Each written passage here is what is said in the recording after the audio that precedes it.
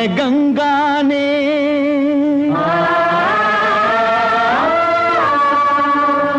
जमुना मांगे कुर्बानी है,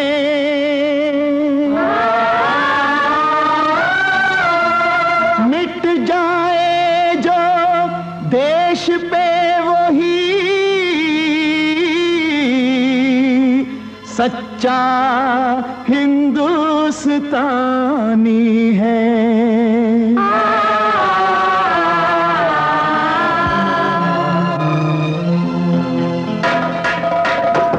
मांगा बलिदान है गंगा ने, जमुना मांगे कुर्बानी है, मिट जाए जो देश पे वो ही सच्चा हिंदुस्तानी है, सच्चा हिंदुस्तानी है।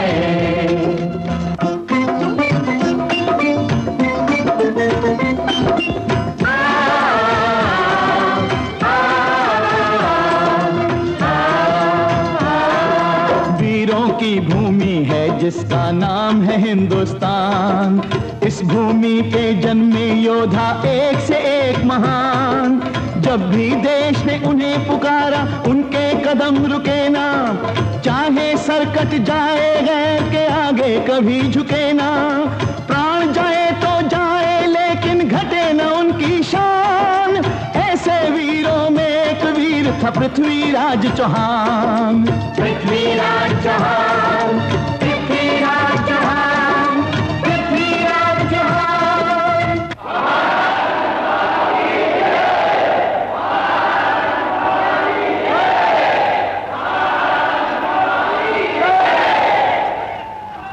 प्रजाजनों, सामंतों और राजकुमारों, आज की ये सभा एक ऐसा स्वयंवर है जो देश के इतिहास में आज तक कभी नहीं हुआ। इस स्वयंवर में किसी राजकुमारी का वर्ण नहीं होगा, बल्कि दिल्ली की सल्तनत उस वीर को अपनाएगी जो अपनी शक्ति का परिचय देगा। हम आपका मतलब नहीं समझे, आप कैसी परीक्षा लेना चाहते हैं? महाराज वानप्रस्थ लेने से पहले दिल्ली के राज सिंहासन के लिए एक योग्य उत्तराधिकारी का वर्ण करना चाहते हैं। जो राजकुमार अपने एक ही वार से इन 60 ढालों के टुकड़े टुकड़े कर देगा वही दिल्ली के राज सिंहासन का उत्तराधिकारी होगा। हमें स्वीकार है।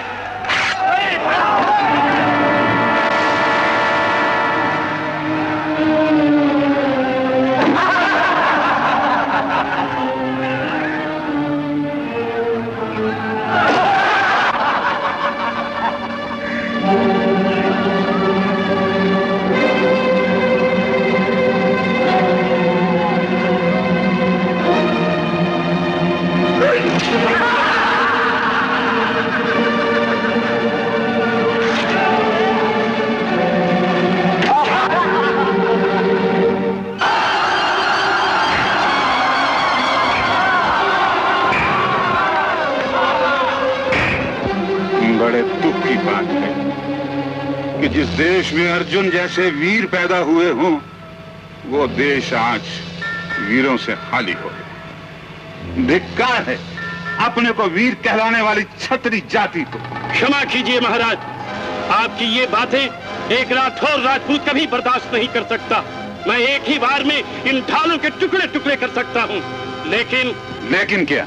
मैं देख रहा हूँ कि इस सभा में अजमेर का राजकुमार पृथ्वीराज चौहान भी बैठा हुआ है, जिसने धन के लोभी चारणों और कवियों को खरीद रखा है और उनसे अपनी वीरता का ढोल बजवाता है। आज मैं इस सभा में अपनी आंखों से इसका पराक्रम देखना चाहता हूँ, ताकि लोगों को भी मालूम हो जाए ये क्या है। भूलते हो राजकुमार, सरस्वती के वर्ध पुत्रों को कोई नहीं खरीद सकता। कभी जो कुछ देखता है उसी का वर्णन करता है। तुम मेरे लिए कुछ भी कह सकते हो, मगर कवियों के लिए एक भी शब्द न कहो। अगर तुम चौहानी वीरता का प्रमाण ही लेना चाहते हो तो आओ, हम दोनों एक साथ अपना पराक्रम दिखाएं। मुझे स्वीकार है।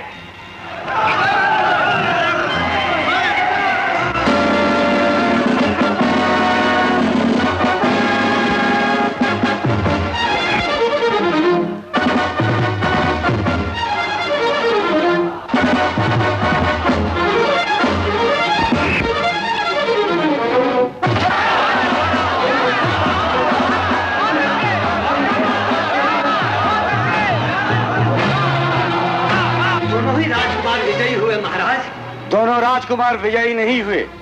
विजय तो सिर्फ चौहान राजकुमार की हुई है। ये तुम कैसे कह सकते हो? अपराध क्षमा हो महाराज। राजकुमार जयचंद ने तो केवल ढालों के टुकड़े ही किए हैं, लेकिन पृथ्वीराज चौहान की तलवार ने ढालों के साथ साथ जमीन का सीना भी चीर दिया है। अगर राठौर जयचंद पृथ्वीराज चौहान की तलवार को अपनी शक्ति से खींचकर बाहर निकाल दे तो बेशक दोनों बराबर सफल हुए, वरना जीत पृथ्वीराज चौहान की समझी जाएगी। लेकिन ये फैसला करने वाले तुम कौन हो? महाकवि चंद, इसकी वाणी में सरस्वती और कंठ में किन्नरी का निवास है। कौन? राजगुरु?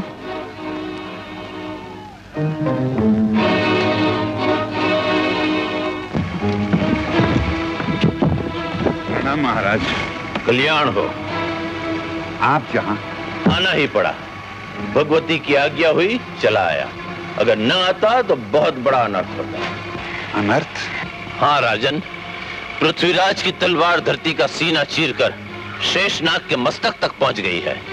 लेकिन राजगुरु, ये बात समझ में नहीं आती है कि एक छोटी सी तलवार शेषनाग के मस्तक तक कैसे पहुंच गई? ये ईश्वरी संकेत है राजन। मैं भगवती की कृपा से भूत भविष्य सब कुछ जानता हूँ। जिस दिन ये तलवार पृथ्वी से बाहर आएगी, उसी दिन से राज्य की बुनियाद हिलने लगेगी। जिस दिन इस तलवार को पृथ्वी छोड़ देगी, उसी दिन से इस भूमि पर विदेशियों के पैर जमने लगेंगे। राजगुरु, ये आप क्या कह रहे हैं? हाँ राजन, भगवती योग माया की यही आज्ञा है कि आप पृथ्वीराज को राज्य देकर वानप्रस्थ स्वीकार करें। अगर उनकी यही आज्ञा है तो यही होगा। ओम स्वस्ति न इंद्रो वृद्धश्रवाः, स्वस्ति न पूषा विश्ववेदाः, स्वस्ति नस्तार्क्ष्यो अरिष्टनेमि, स्वस्ति नो बृहस्पतिर्दधातु।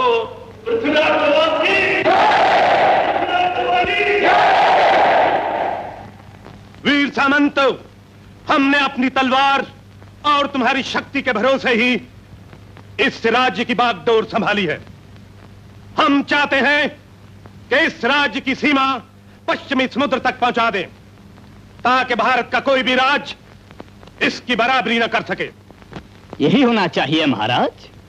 क्या ही अच्छा हो कि सारा देश चौहान राजपूतों के सूरजमुखी झंडे की छाया में हो।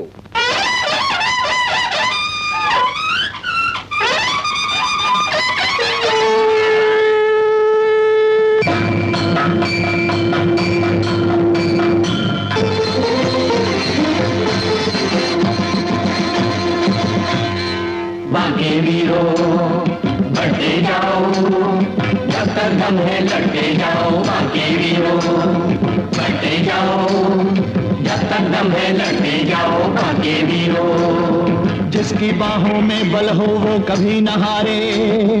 आप विजय चूमेगी आके पैर तुम्हारे।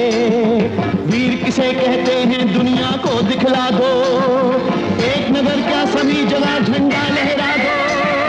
छा जाओ एक तूफान बनके, तुम एक आंधी बनके, टूट पड़ो दुश्मन के सर पे वीरो बिजली बनके। बांके वीरो बढ़ते जाओ, बांके वीरो लड़ते जाओ।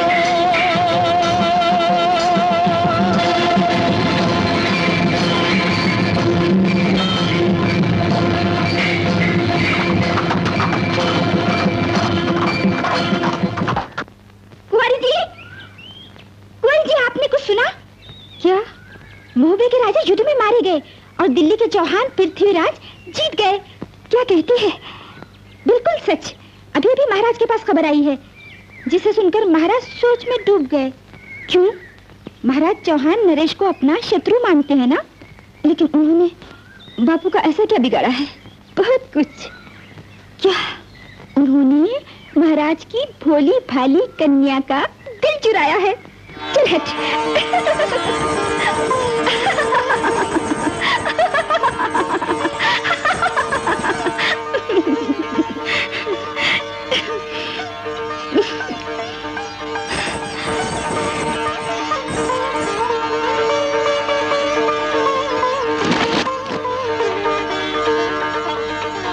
महाराज, क्यों? अब तो चोरी पकड़ी गई ना कुंवरी जी। मालती, कुंवरी जी, इसे यहाँ से हटा दीजिए। अगर किसी दिन महाराज ने देख लिया तो क्या हुआ? वीर कन्या वीर पुरुष की ही तो पूजा करेगी, लेकिन तुम्हें मालूम है कि महाराज इनके नाम से ही घृणा करते हैं। फिर इस आग से क्यों खेल रही हो? मैंने निश्चय कर लिया है मालती कि यदि मैं विवाह करूंगी तो इन्हीं के साथ, वरना कुंवारी ही रहूंगी। ऐसी घोर प्रतिज्ञा न कीजिए कुंवारी जी। एक वीर कन्या एक वीर पुरुष को ही अपना हृदय दे सकती है। जिस दिन दादा रायमल जी ने मुझे ये चित्र दिया, उसी दिन मैं इनका वर्ण कर चुकी, और अब मैं निश्चय नहीं बदल सकती।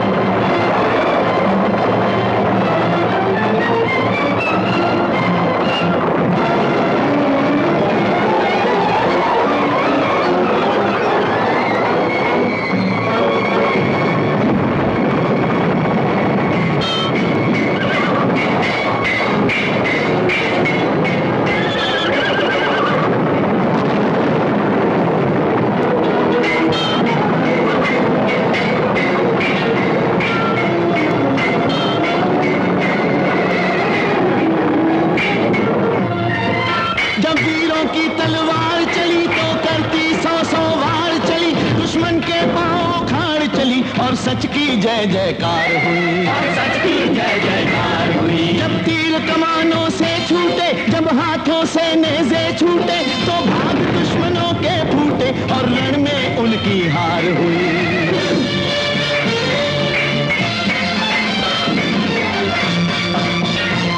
हुई जीत जहां भी कदम बढ़े, हर नगर में झंडे अपने गड़े और दुश्मन आकर पांव पड़े हैं पृथ्वीराज चौहान के। सारे देश पे कब्जा पाया, अपना राज अधिकार जमाया, पूरी करके दिखाई बात जो दिल में ठानी है, बात जो ठानी है। मांगा बलिदान है गंगा ने, यमुना मांगे कुर्बानी है। जाए जो देश पे वही सच्चा हिंदुस्तानी है, सच्चा हिंदुस्तानी है। हमारे महाराज ने अजमेर राज्य को दिल्ली में मिलाकर सारे राजस्थान पर अपना अधिकार जमा दिया है। चौहानी फौजें पंजाब को रोंगती हुई सिंध तक पहुंच चुकी हैं और वहां पर अपनी जीत का झंडा गाड़ चुकी हैं। तो इसका मतलब ये हुआ कि वो सारे भारत पर अपनी सत्ता जमाना चाहता है, लेकिन जब तक मैं जिंदा हूं तब तक वो चौहान भारत का सम्राट नहीं बन सकता। बापू, बेटी सजगते, मंदिर जा रही हो? हाँ महाराज, आज कुंवरी जी की 16वीं सालगिरह है ना, आपसे आशीर्वाद लेने आई है। अरे मैं तो भूल ही गया। 1000 साल जियो मेरी बच्ची, 1000 साल जाओ। जय हो। ये दोनों दुश्मन के गुप्तचर मालूम होते हैं महाराज। इनको हमने सरहद पर पकड़ा है। कौन हो तुम लोग? मैं पठान हूं। मेरा नाम है हुसैन शाह और ये है मेरी बीवी जोहरा। हम गजनी से भागकर यहाँ आए। तुम्हारा गजनी से भागकर आने का कारण? वहां के बादशाह मोहम्मद गौरी की बदनीयत। क्या मतलब? हम लोग गजनी में दोनों आदमी बड़े आराम से रहते थे। हमारा मकान शाही महल के बिल्कुल करीब था। तातार खान, चांद अभी तक नहीं निकला? चांद तो कभी का निकला है अली जान। कहाँ? वो देखिए हुजूर। सुभान अल्लाह। कौन है ये? सौदागर हुसैन शाह, पठान की नई बीवी जोहरा। तातार खान, बिजली चमककर बादलों में छुप गई। अगर अली शाह का हुक्म हो तो ये बिजली शाही हरम में भी चमक सकती है। वो कैसे? ये सोचना गुलाम का काम है अली शाह। और उसी दिन से हम लोगों पे मुसीबतों का पहाड़ टूट पड़ा। तातार खां के सिपाही इसको जबरदस्ती उठाकर महल में ले गए, लेकिन ये एक बहादुर औरत की तरह कई बांदियों को कत्ल करके वहां से भाग निकली।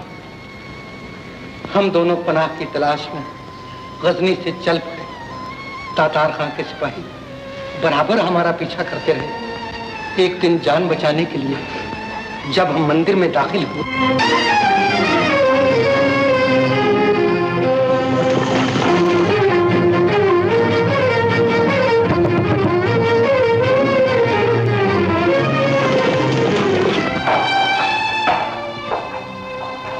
कौन हो तुम?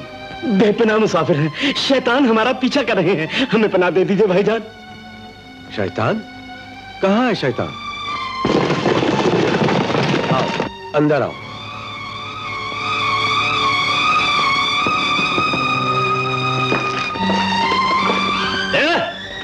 ये किसका मकान है? मकान नहीं, भगवती जालंधरी देवी का मंदिर है। यहाँ कोई अभी अभी आया था? भगवती के मंदिर में भक्त लोग तो आया ही करते हैं। यहाँ नहीं हो सकता, चलो कहीं और, आओ मेरे साथ।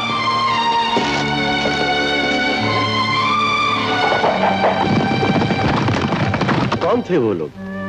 गजनी के बादशाह के सिपाही। वो तुम्हारा पीछा क्यों कर रहे थे? ये एक लंबी और दर्दनाक कहानी है। अब आप ही बताइए कि हम कहाँ जाएं? तुम सीधे दिल्ली जाओ। मुझे विश्वास है दिल्ली नरेश तुम्हारी करुण कहानी सुनकर तुम्हें आसरा देंगे, लेकिन अपनी पत्नी को इस भेष में नहीं, पुरुष के भेष में ले जाना होगा। तो तुम लोग आसरा मांगने पृथ्वीराज के पास दिल्ली जा रहे थे? जी हजूर। जोधमल, क्या महाराज? इन लोगों को अपनी राज सीमा से दिल्ली सीमा तक हिफाजत से पहुंचा दो। तो क्या हमें यहाँ पनाह नहीं मिल सकती? नहीं। आइए।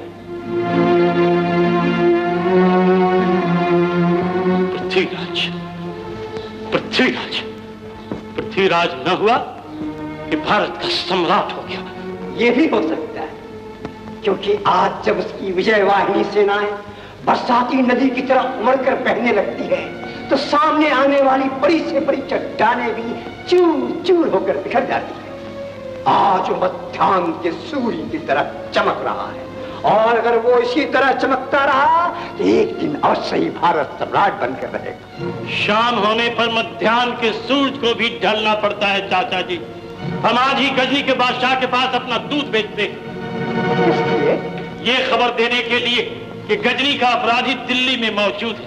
हम इस तरह पृथ्वीराज के शत्रुओं की संख्या बढ़ाएंगे और उसकी मदद से गरूर से उठे हुए पृथ्वीराज के मस्तक को झुकाएंगे।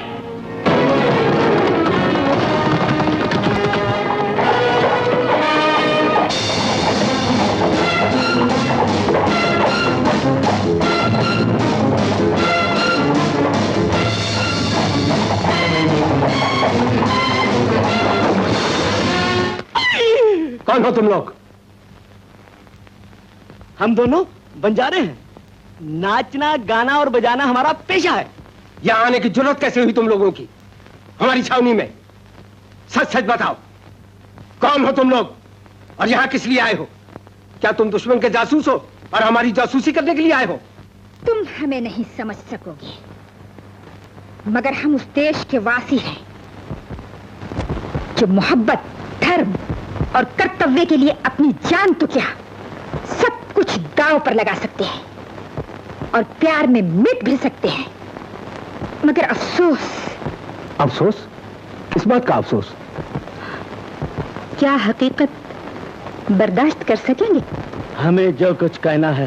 क्या चाहते हो? वो हम नाच और गाकर बतलाएंगे। हम जानते हैं तुम्हारे जज्बात हम पर फूल बनकर नहीं बरसेंगे, फिर भी हम तुम्हें अपना हुनर दिखाने की इजाजत देते हैं।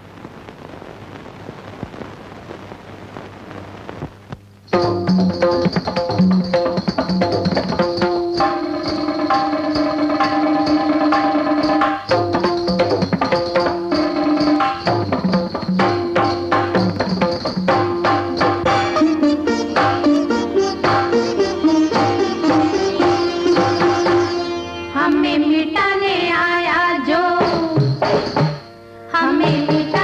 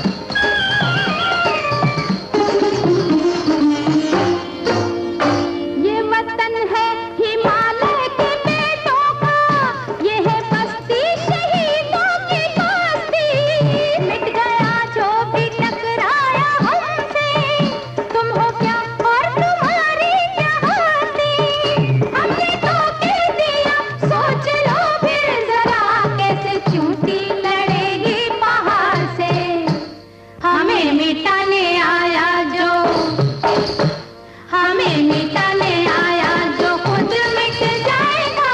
कहते हैं हम ललकार के, यहाँ रखना कदम तुम संभाल के, यहाँ रखना कदम तुम संभाल के। बंद करो बकवास, बंद करो, ले जाओ इन दोनों, ले जाओ।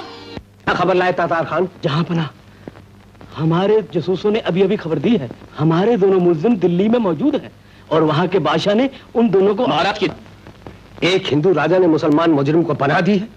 ये कैसे हो सकता है तातार खान? तुम अभी इसी वक्त दिल्ली दरबार में जाओ। जो हुक्म।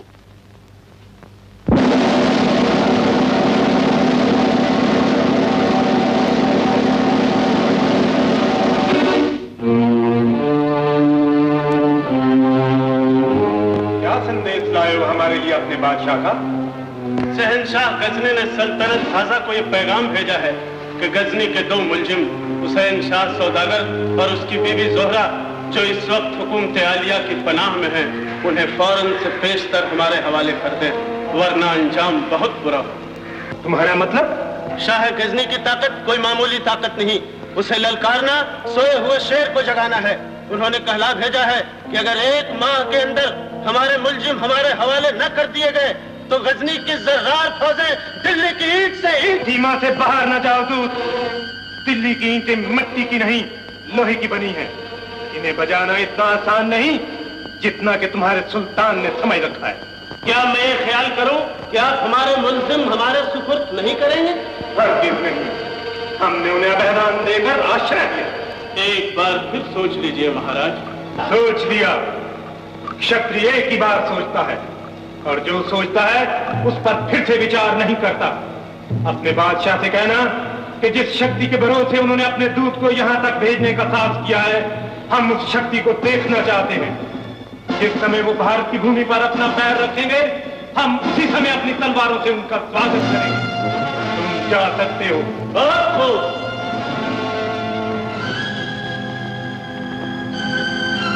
आला हजरत, आप हमें हमारे हाल पर छोड़ दीजिए। मैं नहीं चाहता कि मुझ नाचीज के लिए आप इतनी बड़ी जिम्मेदारी लें।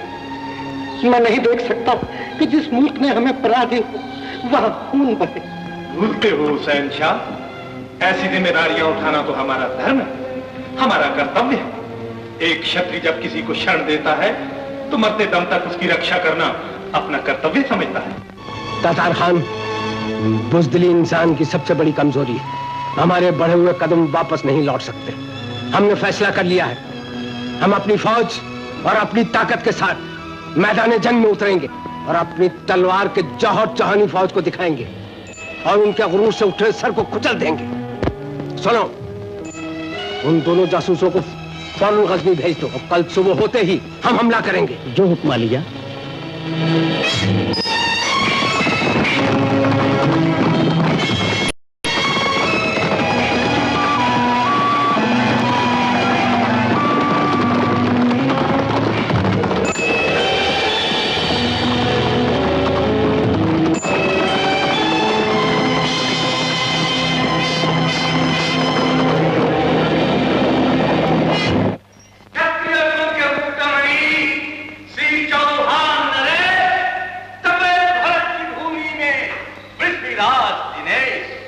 महाकवि चंद, आओ, आज तो बहुत दिनों बाद आए।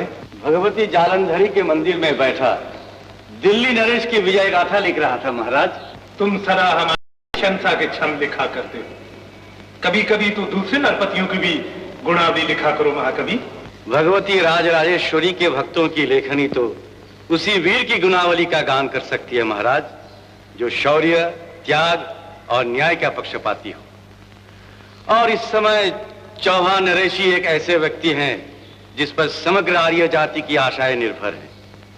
महाराज, मैंने सुना है कनौज के राजा जयचंद राजसूय यज्ञ कर रहे हैं। राजसूय यज्ञ? राजसूय यज्ञ के निमंत्रण भिजवा दिए? हाँ महाराज। और स्वयंवर के? वे भी भेज दिए गए हैं, केवल दिल्ली के राजा पृथ्वीराज चौहान को निमंत्रण नहीं भेजा गया। बहुत अच्छे, यही हम भी चाहते थे कि वो स्वयंवर में ना आए और हम उसकी प्रतिमा को द्वारपाल के भेष में द्वार पर रखें ताकि हमारी हार का बदला मिल जाए, ये उसका सबसे बड़ा अपमान होगा। जोधमल, महाराज तुम जाओ और अतिथियों के स्वागत का प्रबंध करो। जो आज्ञा महाराज। मैं अभी अभी सुनकर आ रही हूँ कि महाराज ने स्वयंवर में दिल्ली पति को निमंत्रण नहीं भेजा और उनकी एक प्रतिमा तैयार कराई है जो द्वारपाल के वेश में द्वार पर रहेगी। लेकिन मैं ऐसा कभी नहीं होने दूंगी। मैं अपनी आंखों के सामने उस वीर पुरुष का कभी अपमान नहीं होने दूंगी। तू जा और जाके जल्दी से अपने भाई वीर सिंह को मेरे पास भेज दे। किस लिए? मैं उसे पत्र देकर दिल्ली भेजना चाहती हूँ। चौहान कुलभूषण दिल्ली नरेश की जय हो। दास को कन्नौज की राजकुमारी संयुक्ता ने आपकी सेवा में भेजा है और कहा है कि ये पत्र महाराज के कर कमलों में ही दिया जाए। राजकुमारी संयुक्ता का? लाओ।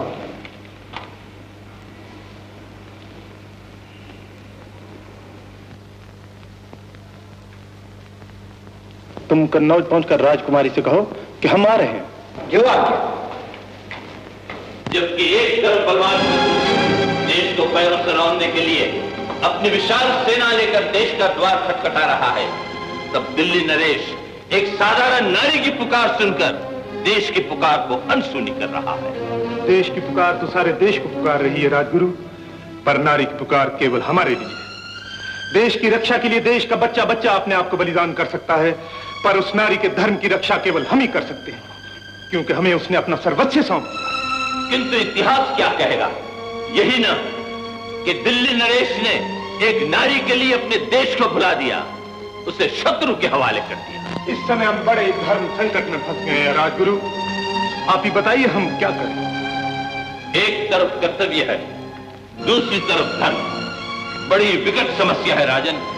इसका सिर्फ एक ही उपाय है, आप अपनी विशाल सेना को युद्ध के मोर्चे पर भेज दीजिए और स्वयं 2000 सैनिक लेकर राजबाला के धर्म की रक्षा के लिए कन्नौज प्रस्थान कीजिए। जो आ गया, हमें आशीर्वाद।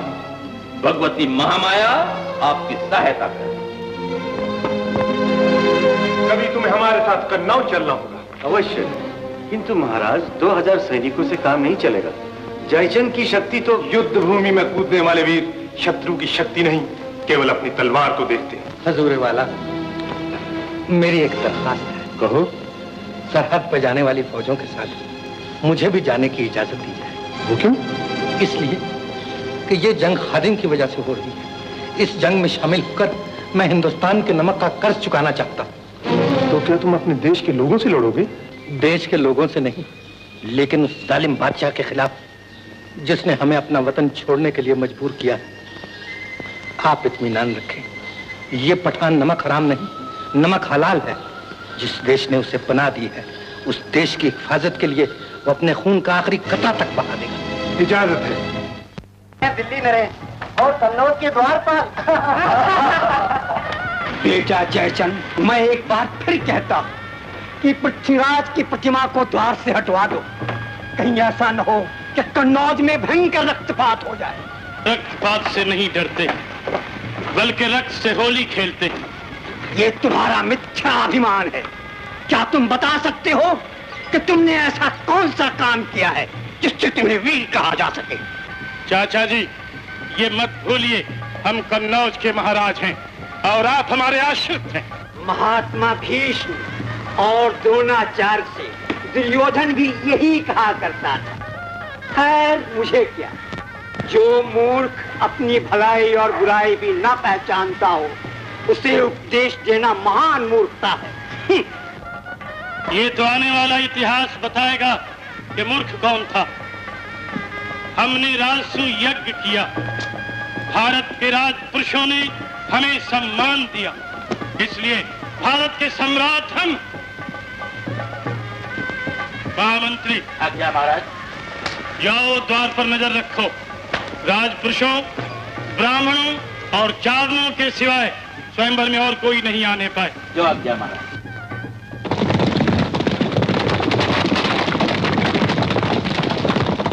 कन्नौज में पृथ्वीराज का स्थान तो द्वार पर ही है। इधर हुक्म है बाबुल का और उधर खड़ा है प्यार, किसके गले में डाले गोरी ये फूलों का हार। दूर है तो क्या आएंगे सजना, सुन कर तेरी पुकार हो, सुन कर तेरी पुकार हो। सच्चा होगा जो तेरा ये प्यार, सच्चा होगा जो तेरा ये प्यार, सच्चा होगा जो तेरा ये प्यार।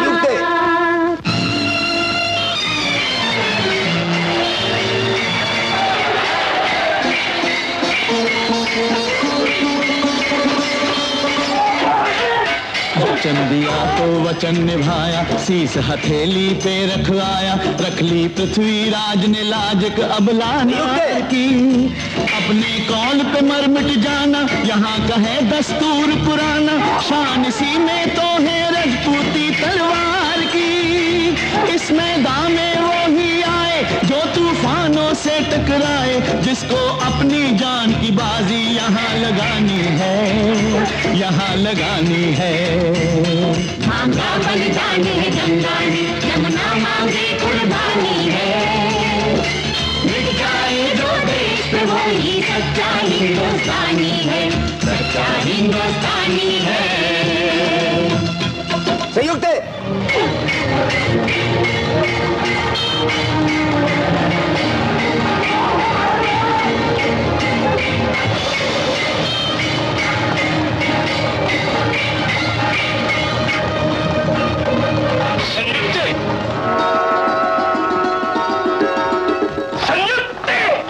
ये क्या किया तुमने?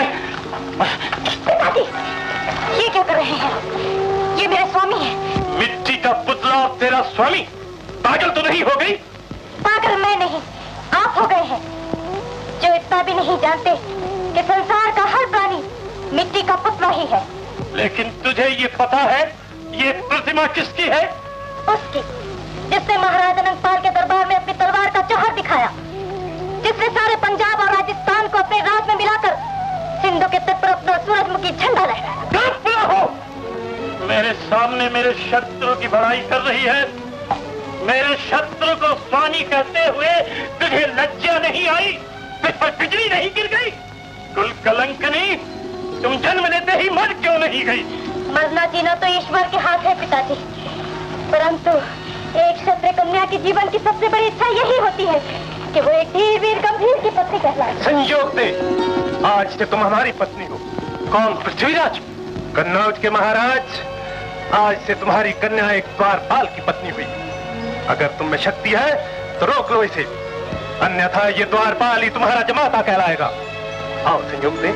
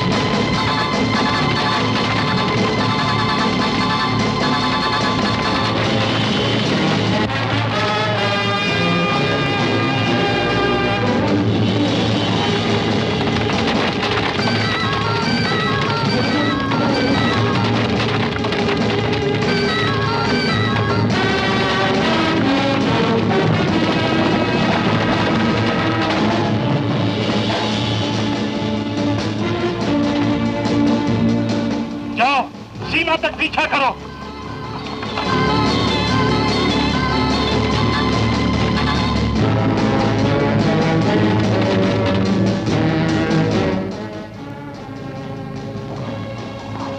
आज मैं ईश्वर को साक्षी बनाकर प्रतिज्ञा करता हूं कि मैं इस अपमान का बदला अवश्य लूंगा।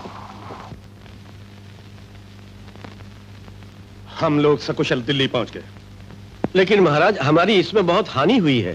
कोई चिंता नहीं, हमें संतोष है कि हमने अपना क्षत्रिय धर्म निभा दिया। अच्छा महाकवि, तुम राजकुमारी को राजमहलों में पहुंचा दो। लेकिन आप? हमें अभी लड़ाई के मोर्चे पर पहुंचना है। लड़ाई के मोर्चे पर? किंतु महाराज, गृह प्रवेश की मंगल विधि तो हो जाने दीजिए। जिस घर के दरवाजे को शत्रु खटखटा रहा हो, उस घर में मंगल कैसा?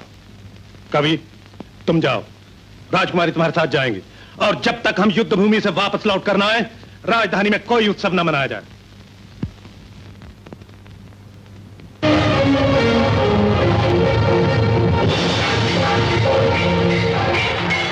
मददगार काफिर? काफिर वो नहीं, काफिर वो है जो दूसरों की बीवी पे बुरी नजर रखता है। खामोश! बोल, अगर तेरी जान बख्श दी जाए और तुझे माफ फरमा दिया जाए तो सबसे पहले भाला मैं तेरे सीने में भोंक दूंगा।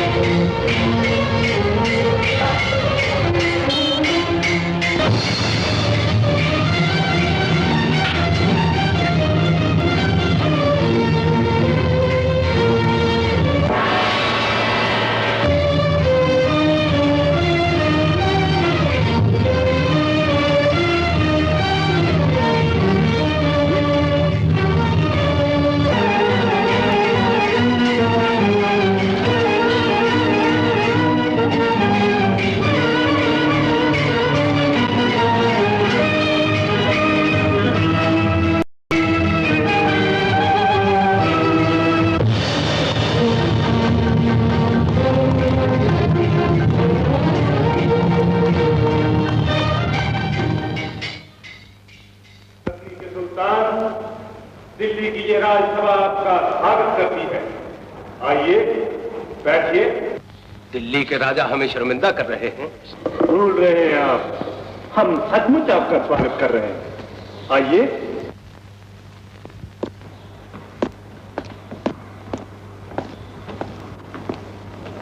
बैठिए। कहिए, हमारा देश पसंद आया? हाँ, बहुत। और हमारे योद्धा? हम उनकी तारीफ करते हैं, वो वाकई ही जाबाज हैं। तो फिर कहिए, आपके साथ कैसा व्यवहार किया जाए? बिल्कुल उसी तरह जिस तरह एक बहादुर को दूसरे बहादुर के साथ करना चाहिए। अगर हम आदर के साथ आपको अपने देश लौट जाने दें तो? ये तो बहुत अच्छी बात होगी। फिर कभी हमारे देश पर आक्रमण तो नहीं करेंगे? हरगिज़ नहीं। हम आपकी इस नहीं पर विश्वास करते हैं। सेनापति महाराज, इनका सारा लूटा हुआ माल इन्हें वापस दे दो और इनके सारे साथी छोड़ दो। जो आज्ञा महाराज। आप वाकई बहादुर हैं। आपने हमारे साथ वैसा ही बर्ताव किया जैसा कि हमने यहाँ के राजाओं के बारे में सुन रखा था। कल आफताब के निकलने के साथ ही हम अपने मुल्क के लिए रवाना हो जाएंगे।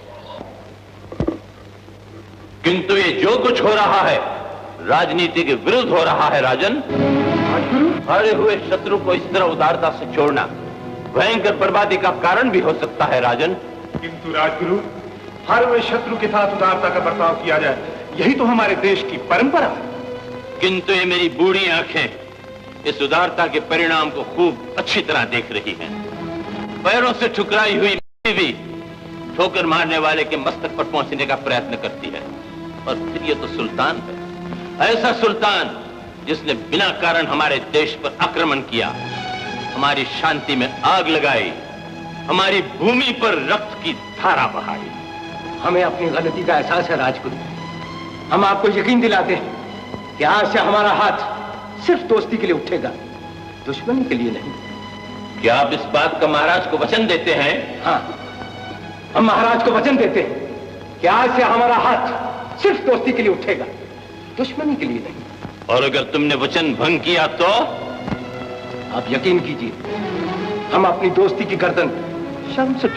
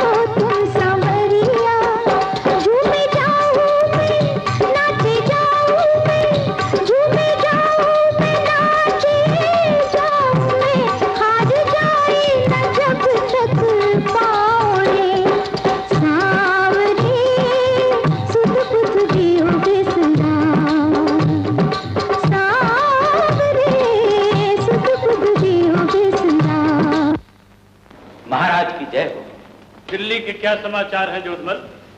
अपने लिए बुरे और दिल्ली के लिए अच्छे महाराज। क्या मतलब? चौहानों ने मोहम्मद गोरी पर विजय पाई, उसे बंदी बनाया और बाद में छोड़ दिया। छोड़ दिया? ये वचन लेकर कि वो कभी फिर से भारतवर्ष पर आक्रमण नहीं करेगा। आक्रमण नहीं करेगा, ये कभी नहीं हो सकता। उसे आक्रमण करना ही होगा। चौहान क्या कर रहा है? वो विजय की खुशी में फूला हुआ राग रंग में मस्त हो रहा है। उसके मंत्रियों ने उसे कन्नौज का कांटा हटाने की सलाह दी, परंतु वो राग रंग में इतना भूला हुआ है कि किसी की भी नहीं सुनी। ये हमारे लिए खुशखबरी। मोहम्मद गोरी को हम निमंत्रण देंगे, वो आक्रमण करेगा। और अगर उसे जरूरत पड़ी तो हमारी तलवार भी उसका साथ देगी। आने वाली संतान तुम पर धिक्कार बरसाएगी। परवाह नहीं, जिसने हमारे सीने में छुरा भोंका है हम उसकी आंखें निकलवा लेंगे।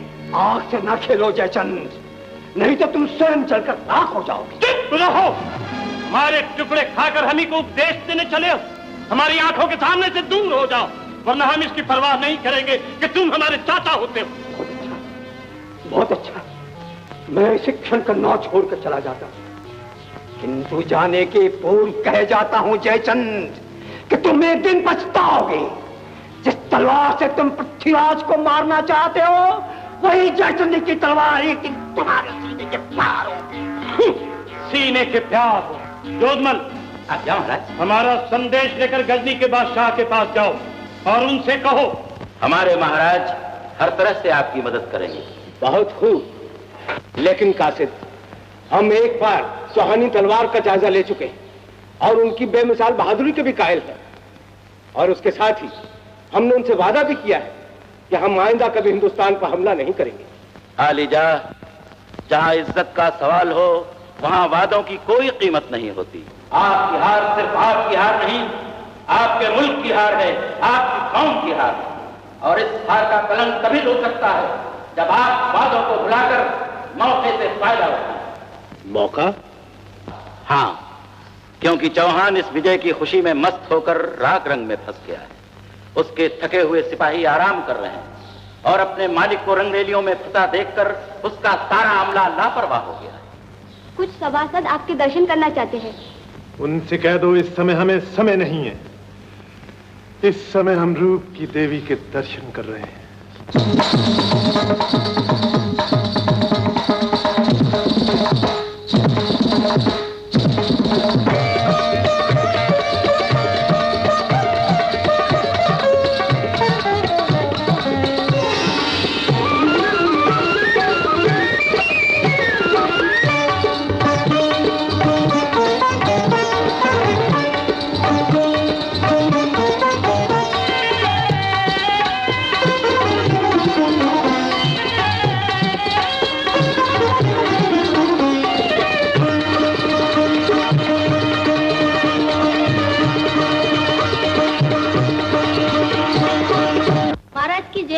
राजगुरु आपसे मिलना चाहते हैं। उनसे कह दो हम किसी से नहीं मिलना चाहते।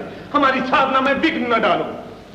खड़ की झंकार, घायलों की चित्कार और प्रजा की पुकार सुनते सुनते हमारे कान बहरे हो गए। हम जानते हैं कि यहाँ के कुछ राजे महाराजे भी गौरी की मदद कर रहे हैं और हमारे महाराज महारानी के प्रेम में अपना देश और कर्तव्य भुला बैठे हैं। अब ये तुम्हारा कर्तव्य है कि अपनी पुकार महाराज के कानों तक पहुंचाओ। किंतु वे राजमहल से बाहर ही नहीं निकलते राजगुरु। उनके पास राजनीति के लिए समय ही कहाँ है। राजगुरु, हमें महाराज को महारानी के प्रेम जाल से बाहर निकालने का कोई उपाय बताइए। भावना से कर्तव्य ऊंचा है, राजा से राज्य बड़ा है, राज्य से राष्ट्र महान है। इसलिए सबसे पहले हमें यह जानना होगा कि प्रजा क्या चाहती है। प्रजा के विचार जानने के लिए तुम राज्य सभा का आयोजन करो। इस सभा में जो निर्णय होगा वो अंतिम निर्णय होगा। जो आज्ञा।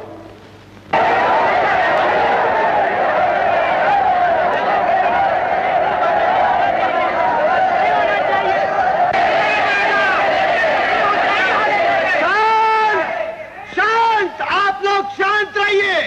आप जानते हैं कि विदेशी अजगर हमारे देश को निगलने के लिए मुंह फाड़कर सीमा पे खड़ा है और हमारे महाराज ऐश कर रहे। लेकिन हमने तो सुना है गजनी का बादशाह दिल्ली का राज सिंहासन नहीं बल्कि अपने भागे हुए अपराधी चाहता है।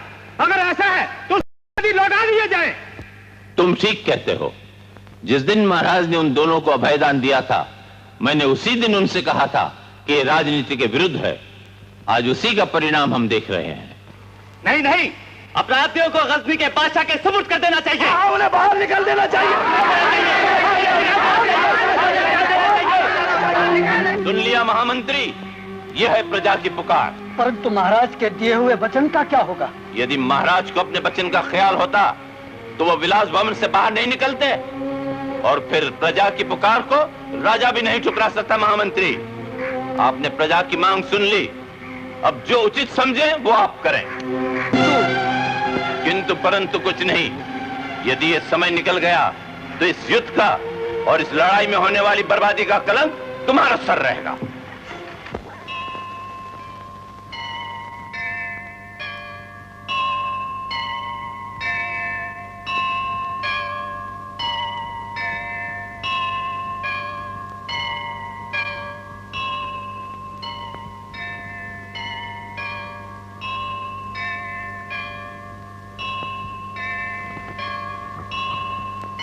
जगत माते, अपने पुत्रों का कल्याण करो।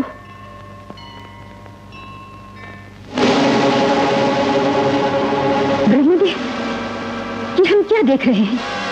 आज भगवती की आंखों से आंसू क्यों बह रहे हैं?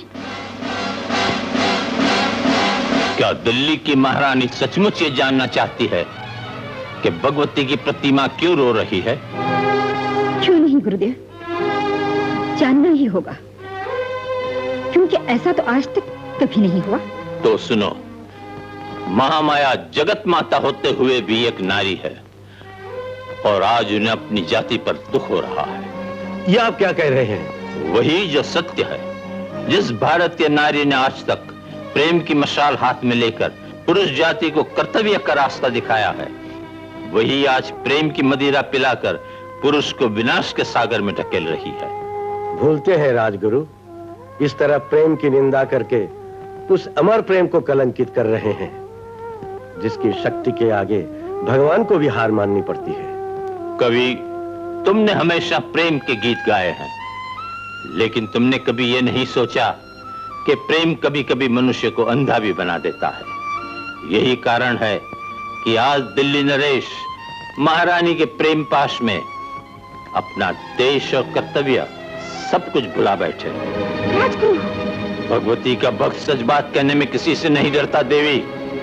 उत्तरी सीमा का विदेशी शत्रु अपनी सागर की तरह उमड़ती हुई सेना लेकर आर्य भूमि को डुबोने के लिए आ रहा है और हमारे महाराज महारानी के प्रेम में फंसकर अपने कर्तव्य से भटक रहे हैं। वे तलवार उठाने के बदले प्रेम की पूजा कर रहे हैं। राजगुरु, आप चिंता न कीजिए। एक भारतीय राजबाला अपने कर्तव्य को अच्छी तरह जानती है। नारी ने न कभी हार मानी है, न मानेगी। उसने जीवन देकर ही जीवन पाना सीखा है। वो मृत्यु को भाग्यशाली बनाने के लिए ही बरती है। ये क्या किया राजगुरु? आपने महारानी के सुख और सौभाग्य में चिंगारी डाल दी। तो और क्या करता? शत्रु के अपराधियों को महाराज के शरण में बेचकर तुमने ही तो देश को संकट में डालने का प्रयत्न किया था। मैंने? हाँ, तुमने। और आज इन शरणार्थियों के कारण देश में रक्तपात होगा और इस रक्तपात के जिम्मेदार तुम होगे कवि, तुम। और इसी रक्तपात पर देश के नए इतिहास का सूत्रपात होगा। जरा समझा कर कहो क्या बात? मैं एक वीर कन्या हूं। मैंने इसी आशा से आपको वर्ण किया था कि संसार मुझे वीर पत्नी कहेगा। भविष्य का इतिहास मुझे रणबंका चौहान पृथ्वीराज की महारानी के नाम से पुकारेगा। परंतु आज मेरी सारी आशाएं निर्मूल हो गई। राज्यसभा में यह सुनकर भी कि उत्तरी सीमा पर शत्रुओं के बादल छाए हुए हैं, आप यहाँ आकर चुपचाप बैठ गए। संयोग से क्या हमारी सेनाएं इतनी निर्बल हो गई कि बिना हमारे एक हारे हुए शत्रु से मोर्चा नहीं ले सकी? अगर तुमने ऐसा सोचा है तो ये तुम्हारी भूल है। हमारे वीरों के तूफान को संसार का कोई शक्तिशाली वीर नहीं रोक सकता। किंतु संसार ये भी तो कह सकता है, इतिहास ये भी तो लिख सकता है कि जिस समय देश पर संकट की घटाएं छाई हुई थी, उस समय एक राठौर कन्या ने पृथ्वीराज जैसे शुर को अपनी प्रेम की मदिरा पिलाकर महल में रोक लिया। महाराज, आपको यहाँ देखकर मेरा मस्तक लज्जे से झुका जा रहा है। लोग मेरी तरफ उंगलियां उठा उठा कर कह रहे हैं कि संयुक्ता एक क्षत्रिय कन्या नहीं, किसी दासी की कन्या है। वो वीर पत्नी नहीं, एक कायर की पत्नी। महारानी जी ठीक ही कह रही है महाराज। क्या ठीक है? क्या हम कायर हैं? क्या हम युद्ध से डरते हैं? यदि आप इस समय देश की पुकार पर अपने प्रेम का बलिदान करने के लिए तैयार नहीं हुए तो महारानी की तरह संसार भी यही कहेगा कि देवी संयोगिता के स्वामी कायर है दिल्ली नरेश की खड़ग लोहे की नहीं, लकड़ी की। कवि, हम समझ गए। क्या आज तुम्हारे मुंह से हमारी प्रशंसा के बदले बिजलियां क्यों बरस रही? हम अभी लड़ाई पर जाते हैं।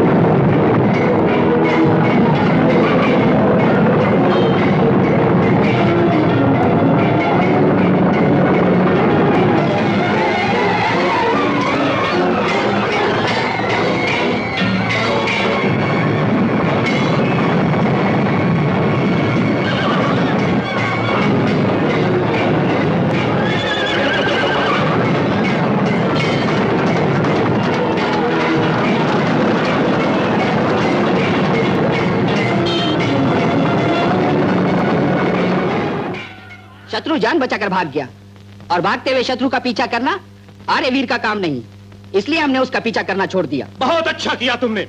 भारत के वीर भागते हुए शत्रु की पीठ पर वार नहीं करते। इस विजय का समाचार दिल्ली पहुंचवा दो और साथ ये भी कहलवा दो, जब तक कि हमारा मोर्चा समाप्त ना हो जाए, राजधानी में विजय का उत्सव न मनाया जाए।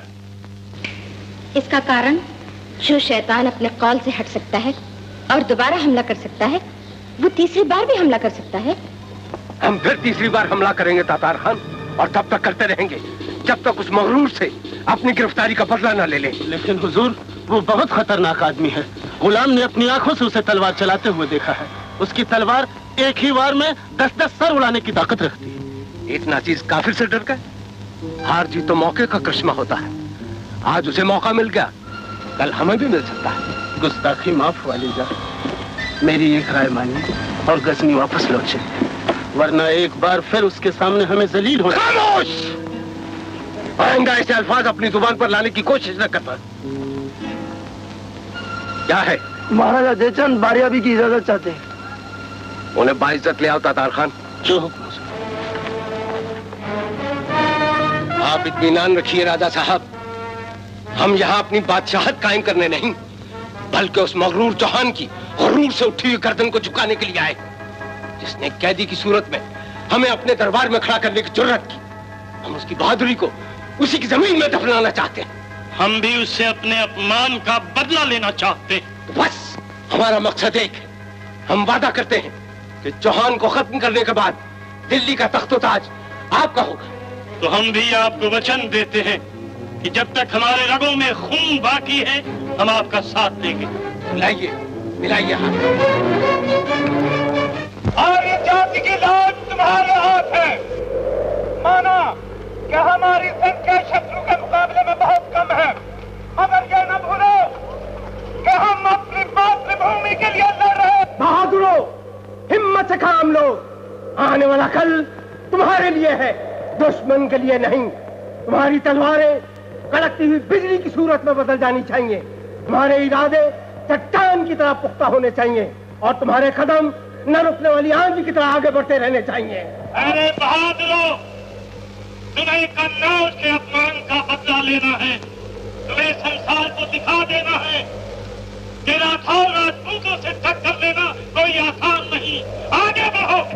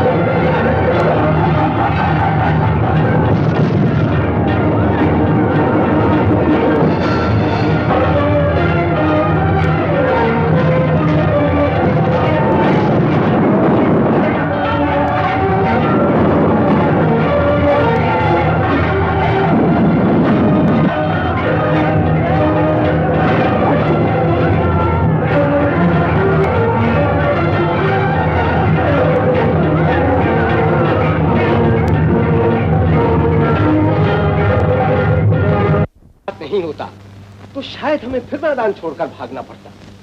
आज हमारा सबसे बड़ा दुश्मन खत्म हो गया है, इसके लिए हम आपके शुक्रगुजार हैं। सिर्फ धन्यवाद से काम नहीं चलेगा शहंशाह, हमें कुछ और भी चाहिए। हम आपका मतलब समझ गए। आज ये मुल्क हमारी जूतियों तले दबा हुआ है। हम चाहें तो इसे धूल में मिला दें, नेस्तो नाबूद कर दें, और अगर चाहें तो हम इसे आपके हवाले कर सकते हैं। लेकिन हमें दिल्ली तो पहुंचने दीजिए। काश हमारा रास्ता रोकने वाला इस मुल्क में कोई और बहादुर भी होता। तो क्या होता? बहादुरी के जौहर देखने की तमन्ना पूरी हो जाती। हम आफरीन पुकारते हैं यहाँ के चौहान राजपूतों की बहादुरी पे, जो हार कर भी झुकना नहीं जानते। पृथ्वीराज हार गया, लेकिन उसकी हार भी उसकी जीत है, क्योंकि उसकी बहादुरी ने हमारा दिल जीत लिया। क्या इस इतने बड़े मुल्क में पृथ्वीराज के सिवा कोई दूसरा ऐसा बहादुर नहीं जो हमारा मुकाबला कर सके? नहीं, कोई भी नहीं। अफसोस किस बात की? हमारी तलवार ने हिंदुस्तान में पैदा होने वाले बहादुरों की नस्ल को खत्म कर दिया। अच्छा राजा साहब, आज हम आपके सामने चौहान से कुछ बातें करना चाहते हैं।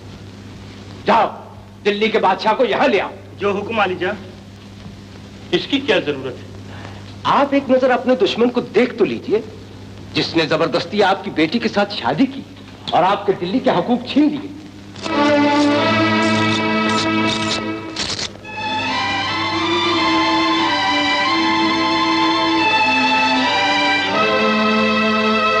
क्यों बुलाया हमें यहाँ? हमने हिंदुस्तान के बादशाह को इसलिए यहाँ बुलाया कि आप अपने ससुर से मिल तो लें और इनकी मार्फत दिल्ली की महारानी के लिए कोई पैगाम भेजना हो तो भेज दें। क्या करें? हमारे हाथों में अब कड़ियां और पैरों में बेड़ियां ना होती तो हम अभी इसी वक्त भारत के कपूत का गला घूंट देते। काश कि ये देशद्रोही हमें कल युद्ध भूमि में मिला होता।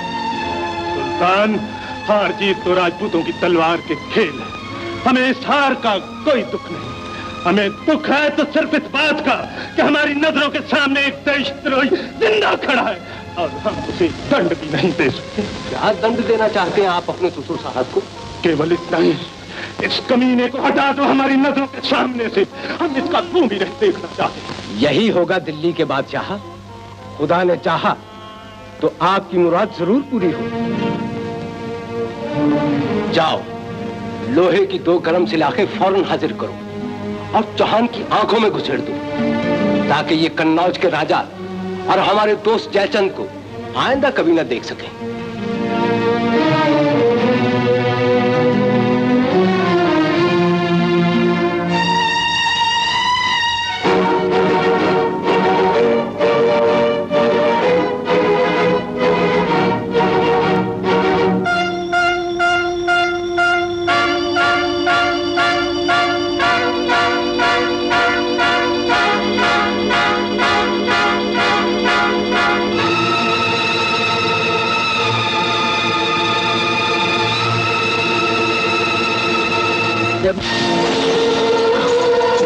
भारती, अब मैं तुम्हारे दर्शन नहीं कर सकूंगा।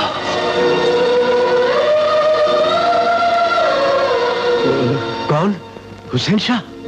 बंदा नवाज, सब कुछ खत्म हो गया।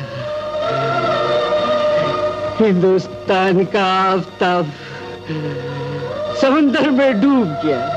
ये तुम क्या कह रहे हो? क्या तुम लड़ाई के मोर्चे से आ रहे हो? हाँ, हिंदुस्तान का शहर मुगलों के जाल में फंस गया। उस जलील सुल्तान ने उसे कैद कर लिया। या अल्लाह! हुसैन शाह, हुसैन शाह! देशद्रोही, दुख तो इस बात का है कि हमारी नजरों के सामने एक देशद्रोही जिंदा बैठा है। देशद्रोही, दुख तो इस बात का है कि हमारी नजरों के सामने एक देशद्रोही जिंदा बैठा। देशद्रोही कल हमें युद्ध में मिला होता। देशद्रोही कल हमें युद्ध में मिला होता। इस कमीने को हमारी आंखों के सामने से हटा दो। हम इसका मुंह भी देखना नहीं चाहते। हम इसका मुंह भी देखना नहीं चाहते। देशद्रोही देशद्रोही जिंदा बैठा। कल हमें युद्ध में मिला होता। कमीने कमीने कमीने। महाराज की जय हो। दिल्ली के एक ब्राह्मण आया है महारानी जी का संदेश लेकर। दिल्लेश्वरी, संयुक्ते, उसे आने दो।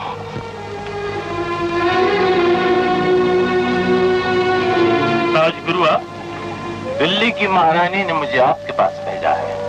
किस लिए? उन्होंने 2 दिन पहले एक स्वप्न देखा था। वो आपसे ये जानना चाहती हैं कि उनका देखा हुआ स्वप्न सत्य है या असत्य। स्वप्न? कैसा स्वप्न? उन्होंने देखा कि एक वृद्धा स्त्री रेगिस्तान में पड़ी धूल में लौट रही है और उसका बेटा खून से सना जंजीरों में जकड़ा उसके पैरों में पड़ा है। उसके बेटे का मुकुट जिसमें हजारों हीरे चमक रहे थे, उसे एक राक्षस अपने पैरों में रौंदता हुआ दोनों माँ बेटों पे कोड़े बरसा रहा है। ब्रह्मदेव! पुत्र तो खामोश था, लेकिन बूढ़ी माँ रो रही थी और उस तानों से कह रही थी, करे दुष्ट, अगर मेरा दूसरा बेटा जयचंद देशद्रोही न होता तो आज मेरी और मेरे बेटे की ये दशा न होती। बस राजगुरु, बस। नहीं, मुझे कहने दो। ये मेरी वाणी नहीं, माँ भारती की वाणी है जो प्रलय में भी नहीं रुक सकती। आज भारत का गौरव नष्ट हो चुका है। भारत माता पराधीन हो चुकी है। आर्य भूमि दुष्टों के पैरों तले कुचली जा रही है। फिर एक आर्य संतान की वाणी कैसे रुक सकती है? राजगुरु, हम सब कुछ समझ गए, सब कुछ समझ गए। आर्य भूमि हमसे हमारे पापों की प्रायश्चित चाहती है। हमारी बेटी हमसे अपना सुहाग मांग रही है। भारत माँ हमसे हमारा लहू मांग रही है। हम सबकी इच्छाएं पूरी करेंगे, सबकी इच्छाएं पूरी करेंगे। राजगुरु, हम अपने मस्तक पर लगे हुए कलंक को अपने लहू से धो डालेंगे, लहू से धो। जगदम्बे, हमें साहस दो, हमें साहस दो। राजगुरु, हमें आशीर्वाद दो। राजगुरु, हमें आशीर्वाद दो। महाकवि, युद्ध का कोई समाचार मिला? हाँ महारानी जी, युद्ध समाप्त हो गया और युद्ध के साथ साथ हमारी सेना भी समाप्त हो। और महाराज? भारत का जगमगाता हुआ नक्षत्र कुहरे में छिप गया। तपता हुआ सूरज अस्ताचल की खोद में समा गया। महाराज को उस दुराचारी यवन ने बंदी बना लिया। देवी, ये मैं क्या सुन रही हूँ? माँ भगवती! आज देवी भगवती ने भी हमारा साथ छोड़ दिया और हमारा शत्रु दिल्ली पर अधिकार करने के लिए राजधानी की ओर आ रहा है। क्या वो इधर आ रहा है?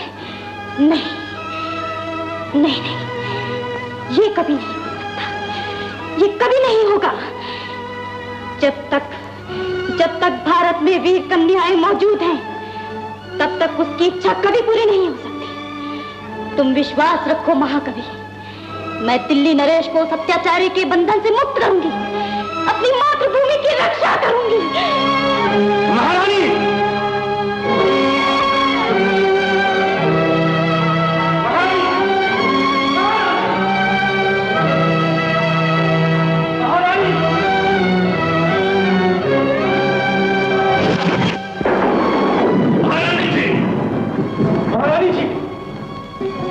क्या किया आपने महारानी जी? ये तलवार क्यों निकाल ली? इसी तलवार की शक्ति से एक बार महाराज ने दिल्ली पर अधिकार पाया था। आज मैं उसी तलवार की शक्ति से दिल्ली की रक्षा करूंगी। इस तलवार के नीचे इस राज्य का काला भविष्य दबा हुआ था। इस तलवार को खींचकर आपने उस भविष्य को सामने लाकर खड़ा कर दिया। काला भविष्य? भविष्य यही था कि जिस दिन ये तलवार धरती से बाहर निकलेगी, उसी दिन से इस राज्य की बुनियादें हिलने लगेंगी और इस भूमि पर विदेशियों के पैर जमने लगेंगे। तो मैं भी इसी तलवार से इस भविष्य को झूठा साबित करूंगी। राजगुरु, आज नारी की शक्ति के सामने भविष्य को भी अपना मस्तक झुकाना पड़ेगा।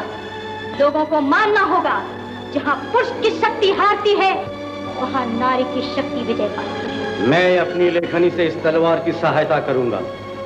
जिस लेखनी से आज तक मुस्कानें बरसती रही हैं, वो अब ज्वाला बरसाएगी। यदि तुम्हारा विश्वास अटल है तो महामाया का ये भक्त भी तुम्हारे साथ है कवि। मैं देश के लिए अपना सब कुछ निछावर कर दूंगा। दुश्मन फिर सर पे आ पहुंचा, भारत माँ ने पुकारा है।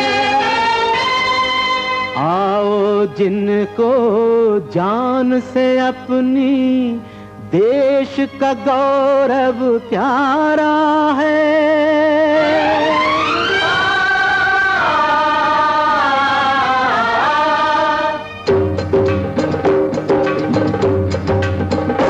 गंगा मांग रही बलिदान, यमुना मांग रही कुर्बानी। आज वतन पे जो मिट जाए वो है सच्चा हिंदुस्तानी। गंगा मांग रही बलिदान, यमुना मांग रही कुर्बानी। गंगा मांग रही बलिदान, यमुना मांग रही कुर्बानी। आज वतन पे जो मिट जाए वो है सच्चा हिंदुस्तानी। गंगा मांग रही बलिदान, यमुना मांग रही कुर्बानी।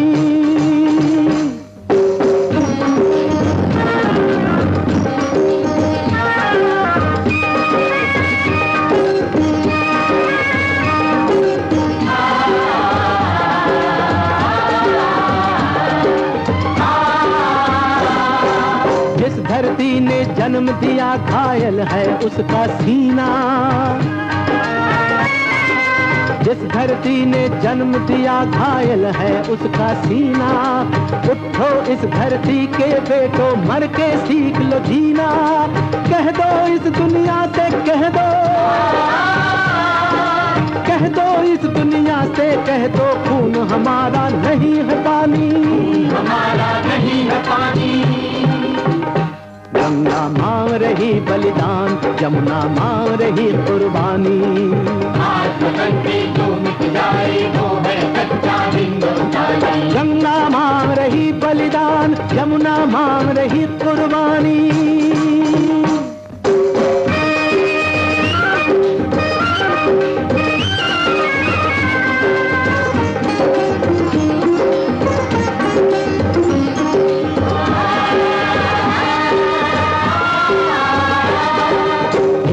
बदले 100 मारेंगे ये सौगंध उठा लो। एक के बदले 100 मारेंगे ये सौगंध उठा लो। हत्यारों के लाल खून से तलवारें रंग डालो। लिखेंगे हम इसी खून से, लिखेंगे हम इसी खून से अब तो अपनी नई कहानी, अपनी नई कहानी। गंगा मांग रही बलिदान, यमुना मांग रही कुर्बानी। आज वतन पे जो मिट जाए वो है सच्चा हिंदुस्तानी। गंगा मांग रही बलिदान, यमुना मांग रही कुर्बानी।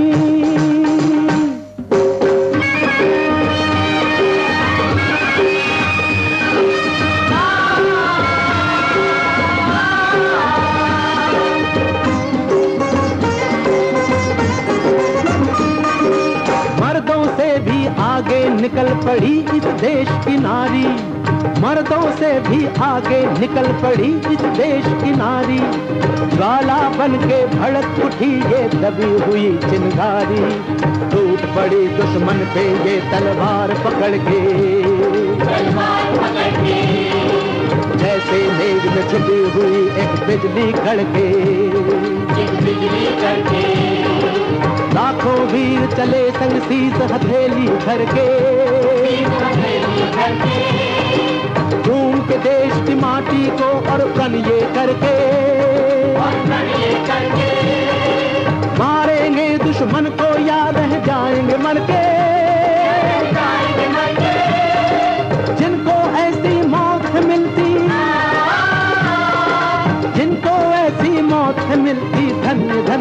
की कुर्बानी, गंगा मांग रही बलिदान, जमुना मांग रही कुर्बानी।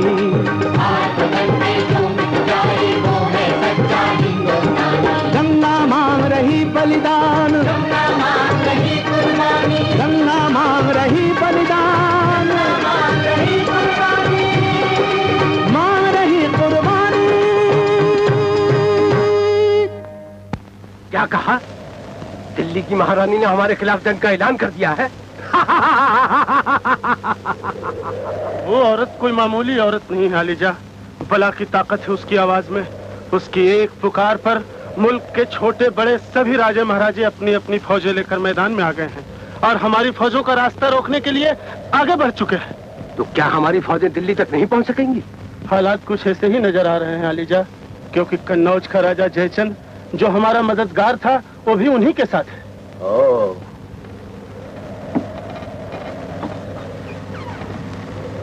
फौज की तादाद कितनी है? बेशुमार आलिजा, बेशुमार। ऐसा मालूम होता है मुल्क का बच्चा बच्चा अपने वतन की हिफाजत और अपने राजा को आजाद कराने के लिए सर से कफन बांधकर निकल पड़ा है। तातार खान, हमने तुम एक काम करो, जहान को फौरन से पेशतर गजनी भेज दो। वो अपना वतन छोड़ना कभी पसंद नहीं करेगा आलिजा। और फिर किसकी ताकत है जो शेर को पिंजरे से बाहर निकालकर अपने साथ ले जा सके? हम खुद चलकर उसे समझाएंगे और हमें यकीन है कि अगर वो हमारी बात मान गया तो वो बकरी की तरह तुम्हारे साथ चल देगा। हिंदुस्तान के कल के हुक्मरान को गजनी के सुल्तान मोहम्मद गौरी का सलाम कबूल हो। अगर अपने सलाम का उत्तर चाहते हो तो हमें आजाद करो और हमारे हाथ में तलवार दो, और फिर देखो कि इस अंधे शेर में तुम्हारे सलाम का उत्तर देने की शक्ति नहीं। लेकिन आज हम आपको कुछ देने नहीं बल्कि आपसे कुछ मांगने आए। मांगने? और उससे जिसका सब कुछ तुमने छीन लिया है? हम आपसे वही चीज मांगेंगे जो आपके पास है। हमने सुना है कि हिंदुस्तान के राजपूत अगर किसी को कुछ देने का वादा कर लेते हैं तो उसकी ख्वाहिश अपनी जान देकर भी पूरी करते हैं। तुमने जो कुछ सुना है वो ठीक है, लेकिन अब हमारे पास देने को रह क्या गया सुल्तान? फिर भी अगर सुल्तान हिंदुस्तान के एक बेबस राजा से भिखारी बनकर कुछ मांगना ही चाहता है तो अंधा चौहान उसे निराश नहीं करेगा। हमसे हमारी आंखें तो तुम पहले ही ले चुके हो, अब क्या गर्दन काट कर दे दें? नहीं। तो फिर हमारे पास सत्य और धर्म के सिवा रह ही क्या गया है? और हम ये दोनों चीजें किसी भी हालत में किसी को नहीं दे सकते। हम सिर्फ इतना चाहते हैं कि आप हमारे आदमियों के साथ गजनी चले जाइए। क्या? तो क्या तुम हमें अपनी मातृभूमि से भी दूर करना चाहते हो? हाँ, आप हमारी हिंदुस्तान की फतेह का परचम है और हिंदुस्तान की बेमिसाल बहादुरी की जिंदा तस्वीर है। ये तस्वीर हम अपने वतन के लोगों को दिखाएंगे और कहेंगे कि ये वो हिंदुस्तान का बहादुर है जिसने जलती हुई सलाखों की गर्मी अपनी आंखों में महसूस तक नहीं की, जिसके माथे पर शिकन तो क्या होठों से आह तक नहीं निकली। क्या आप हमारी ये मांग पूरी करेंगे? एक शर्त पर। वो क्या?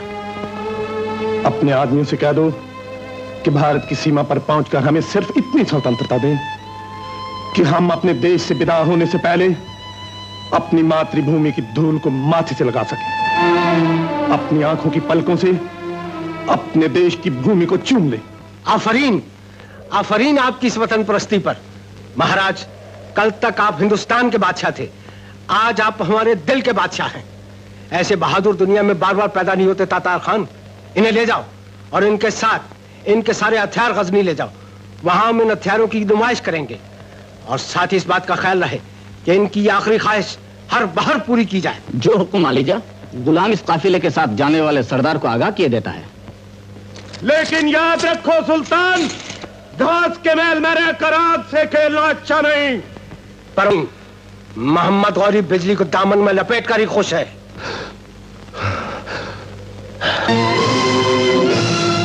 जो राजा था राजाओं का आज है वो मजबूर।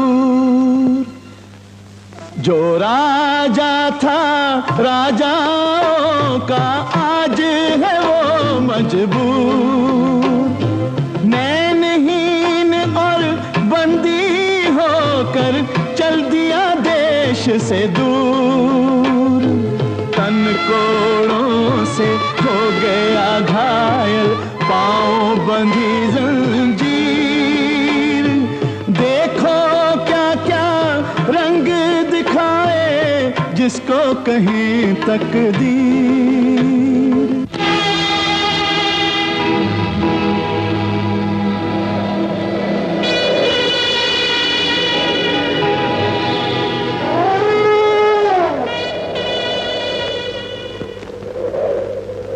शायद रानी की तरफ से कासिद को पैगाम लेकर आ रहा था तार खान।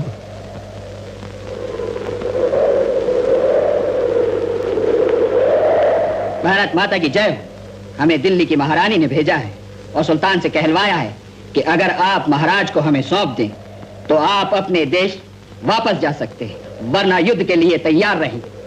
अपनी महारानी से कह दो हम तो लड़ाई के लिए तैयार खड़े हैं। गजनी के जरार सिपाहियों की तलवारें अभी भी म्यान से बाहर हैं। तो आप भी समझ लें कि हमारी तलवार में वही पानी है जो आपसे होने वाली लड़ाई में पहले था। जय भारती।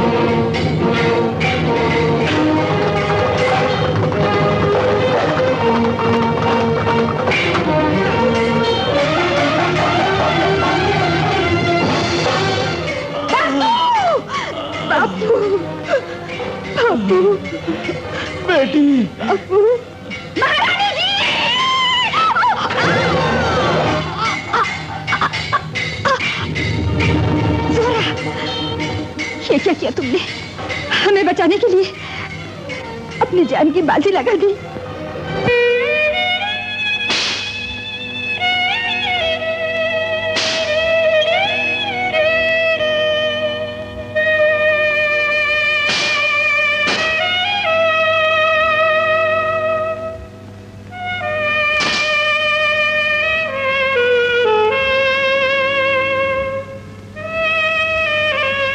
शत्रु भाग गए। और महाराज? यही तो दुख है महारानी जी। हमने शत्रुओं के शिविर लूटे, उनमें आग लगा दी, मगर महाराज कहीं दिखाई नहीं पड़े। क्या? तो क्या वो? महाराज जीवित है। कहाँ? गजनी में। मुझे घायल सैनिक ने बताया। हमारे इस युद्ध से पहले सुल्तान ने महाराज को गजनी भेज दिया। तो क्या महाराज सारी उम्र उसी राक्षस के बंदी बने रहेंगे? क्या हम गजनी पर चढ़ाई नहीं कर सकते? नहीं बेटी, दूसरे देश पर आक्रमण करना हमारे देश की परंपरा के विरुद्ध है। हम भारतीय अपने ही रक्षा करते हैं, दूसरे के सुख शांति पर डाका डालना पाप समझते हैं। दादाजी, आप इतना सब कुछ हो जाने के बाद क्या करता बेटी?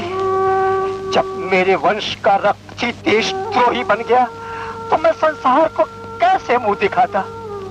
आज मुझे संतोष है कि जयचंद के कलंक को जयचंद की बेटी ने धो दिया। लेकिन महाराज के मस्तक पर लगे हुए पराजय के कलंक को धोने के लिए मुझे गजनी जाना ही होगा दादाजी। ये नहीं हो सकता। आप इस देश के बाहर नहीं जा सकती। क्यों नहीं जा सकती राजगुरु? जब एक भारतीय नारी अपने स्वामी के लिए यमराज के द्वार तक जा सकती है, तो मैं गजनी क्यों नहीं जा सकती? इसलिए कि आप एक स्त्री हैं, एक ऐसी स्त्री जो देश तो क्या जीते जी अपने स्वामी के घर के दहलीज भी नहीं लांघ सकती। महारानी जी, भारतीय नारी का सतीत्व, उसका त्याग, उसका शील ही हमारे देश की सबसे बड़ी संपत्ति है। हम अपने देश की संपत्ति को देश के बाहर नहीं जाने देंगे। तो क्या महाराज को यूं ही उन्हीं के हाल पर छोड़ दिया जाए? नहीं, ये काम महाराज के बाल सखा, लेखनी के धनी, कविता के उपासक कबीरा चंद कर सकते हैं। अवश्य मैं इस काम का बीड़ा उठाता हूं। महारानी जी, आप निश्चिंत रहें। मैं या तो महाराज को यह वापस ले आऊंगा, या तो शत्रु को मारकर स्वयं भी वही प्राण त्याग दूंगा।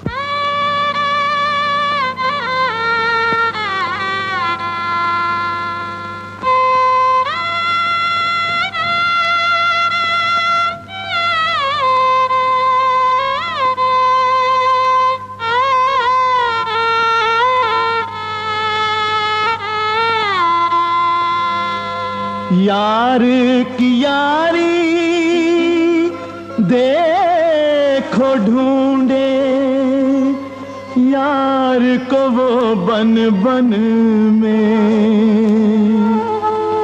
पड़ गए छाले पाँव में, और जान रही ना तन में। देश विदेश की खाक है छानी, रहकर भूखा प्यासा, एक दिन अपना यार मिलेगा, छोड़ी ना ये आशा, छोड़ी ना ये आशा।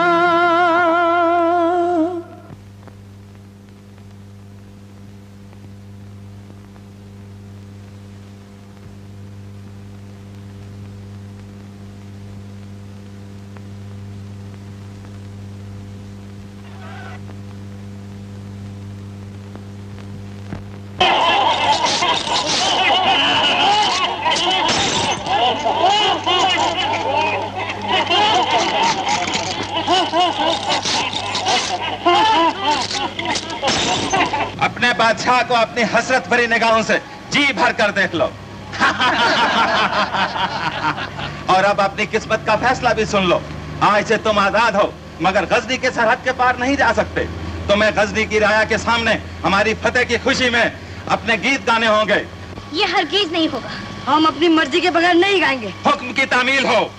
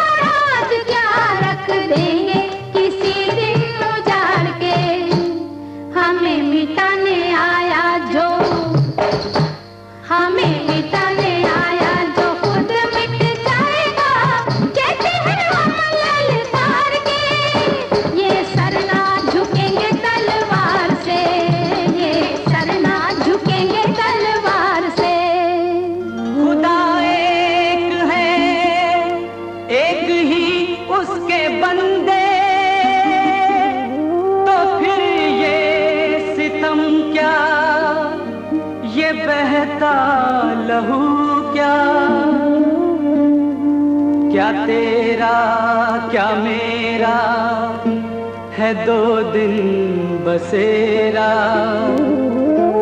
यहाँ मैं हूँ मैं क्या, यहाँ तू है तू क्या। ना रहा कोई और ना रहेगा, बस रहेगी खुदा की खुदाई। साथ जाएगी ना कोई दौलत, साथ जाएगी बस एक भलाई। छोड़ दो ये सितम, तुमको अपनी कसम, कुछ डरो अपने परवरदिगार से, कुछ डरो अपने परवरदिगार से, कुछ डरो अपने परवरदिगार से, कुछ डरो अपने परवरदिगार से।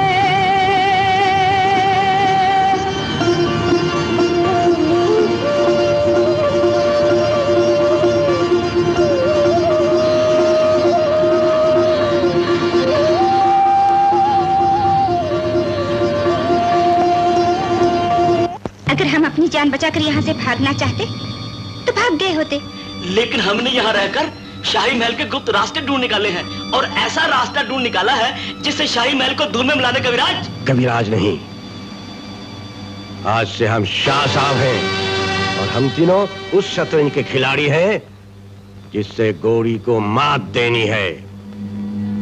और हमारी शतरंज का पहला मोड़ा होगा तातार खान।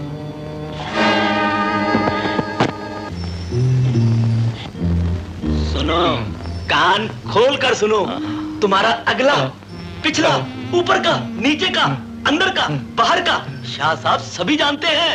जाओ और जाकर पांव पकड़ लो। बहुत अच्छा, जाओ।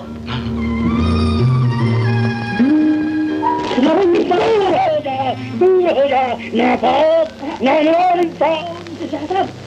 इस नाजिश पर रहम कीजिए और इसे सितारों की चाल दिखाइए। अच्छा, तो पहले इस नापाक को पाक करो। अच्छा सर।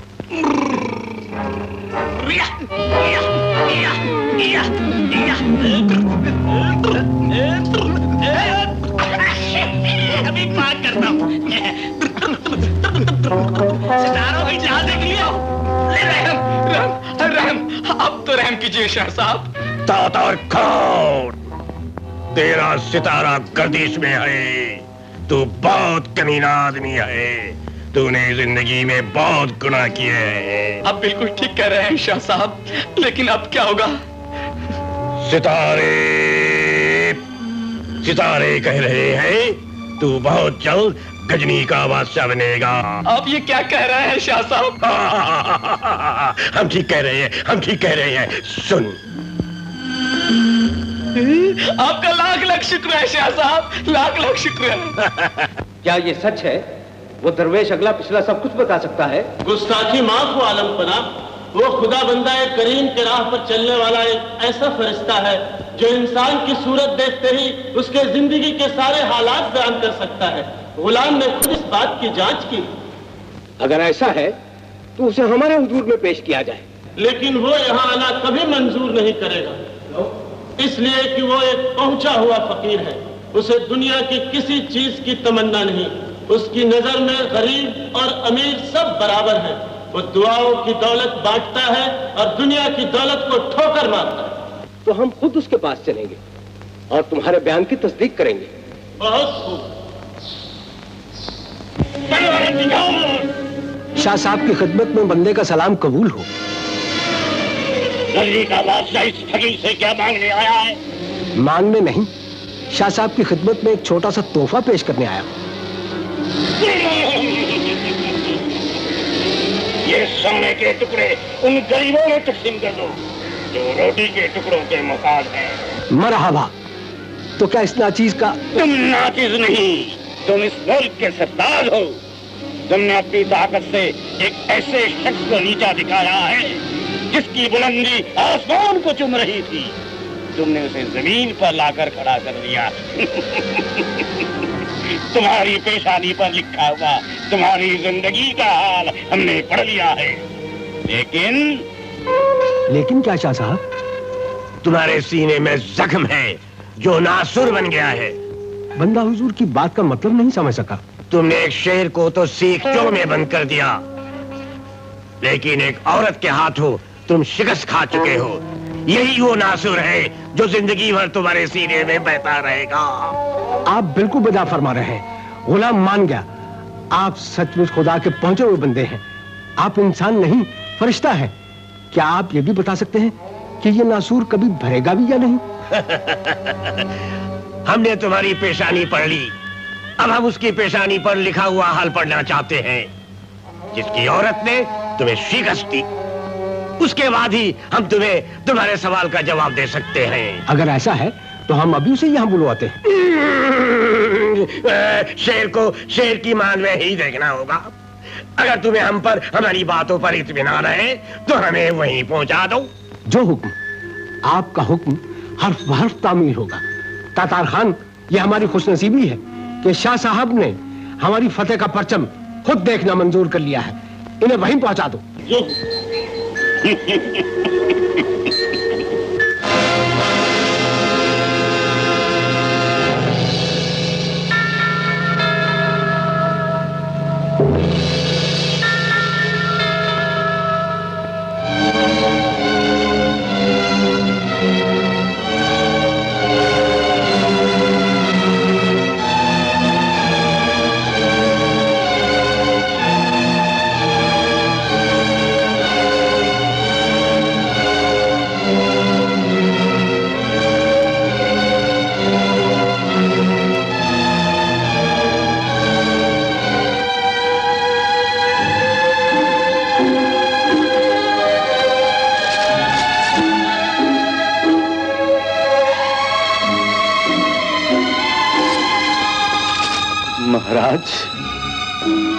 महाराज, क्यों तुम फिर आ गए? कायरो, शेर को जंजीर में जकड़कर उसे तीरों से छेदते हो। लज्जा नहीं आती तुम्हें? हमें बार बार महाराज कहकर हमारा मजाक उड़ाते हो। धिक्कार है तुम पर। इतना अधीर न होइए महाराज, ये शत्रु का घर। कौन? ये किसकी आवाज है? ये आवाज हमारे कान बसों बात सुन रहे हैं। कौन हो तुम? महाराज, आपका सेवक, आपका बाल सका चंद। चंद? कवि चंद? तुम यहाँ इतने वर्षों बाद? क्या तुमको भी ये कुत्ते बंदी बना कर लाए हैं? तुम भी बंदी बन कर आए हो, या हमारी सेनाओं ने इस देश को जीतकर तुमको हमें मुक्त कराने के लिए यहाँ भेजा है? शांत महाराज, शांत, धीरे बोलिए। ऐसा ना हो कि कोई सुन ले और मेरा सारा परिश्रम व्यर्थ हो जाए। महाराज, एक भूल से देश की दुर्गति हुई और अब अगर दूसरी भूल हुई तो देश की दुर्गति हो जाएगी। तुम कहना क्या चाहते हो मित्र? सुनिए, मैं आपसे ये कहने आया था,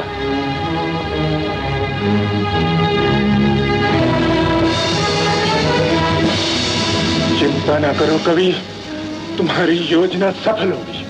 तुम्हारा परिश्रम व्यर्थ नहीं जाएगा। हमारा एक ही बाण देश के मस्तक पर लगे हुए कलंक को धो डालेगा। महाचंडी हमारी सहायता करे। ये क्या फरमा रहे हैं आप? वही जो सच है सुल्तान।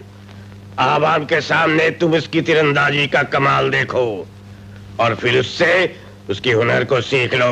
लेकिन वो अपना इल्म हमें क्यों सिखाएगा? हाँ, सिखाएगा, जरूर सिखाएगा, अगर तुम उसकी एक शर्त को पूरी करने का वादा करो। शर्त? कैसी? वो अपना आखिरी दम अपने वतन के आगोश में छोड़ना चाहता है। क्या तुम अपनी मुराद पूरी होने के बाद उसे हिंदुस्तान भेज सकते हो? ऐसे खतरनाक दुश्मन को आजाद तो नहीं किया जा सकता है शाह साहब, लेकिन हम एक वादा कर सकते हैं कि हिंदुस्तान को फतह करने के बाद हम इसे हिंदुस्तान की कैद में ही रखेंगे और इसे तब तक कैद में रखेंगे जब तक ये जिंदा रहेगा। उसे ये भी मंजूर है? तो हमें भी मंजूर है। तातार खान, उसे अपने हुनर की नुमाइश का मौका दो ताकि आवाम देख सके हमने एक ऐसे बहादुर पर फतेह पाई है जिसकी बहादुरी, हुनर और बुलंदी की मिसाल दुनिया में नहीं मिल सकती। जो हुक्म आलीजा।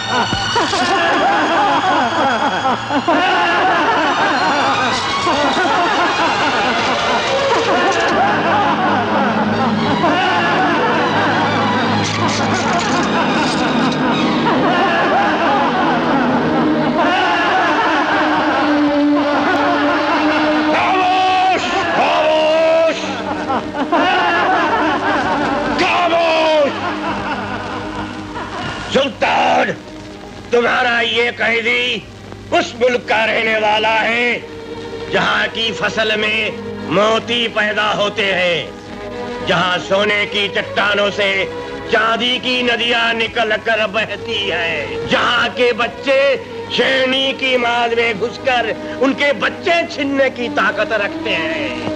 आज तुम्हें उस मुल्क की बहादुरी का कमाल दिखाना है।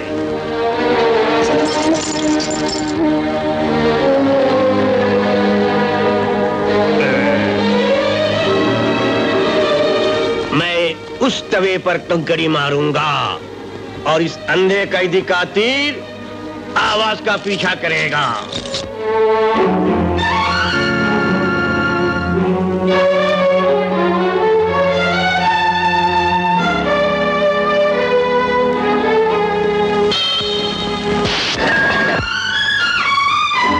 मरहबा, मरहबा, मरहबा, यही है सुल्तान की आवाज।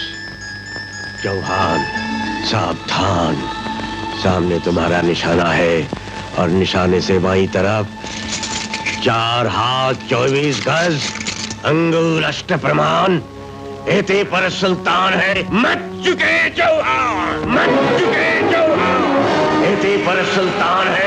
मच चुके चौहान, एते पर सुल्तान है। मच चुके चौहान, एते पर सुल्तान है। मच चुके चौहान।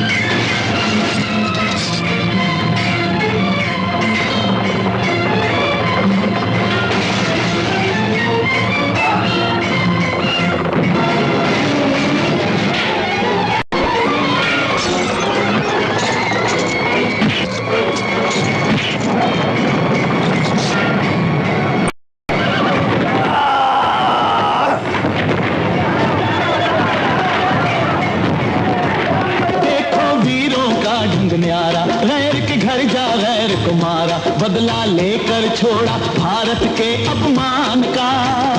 जब तक गंगा में है पानी, जब तक जमुना में है रवानी, नाम रहेगा जिंदा पृथ्वीराज चौहान का।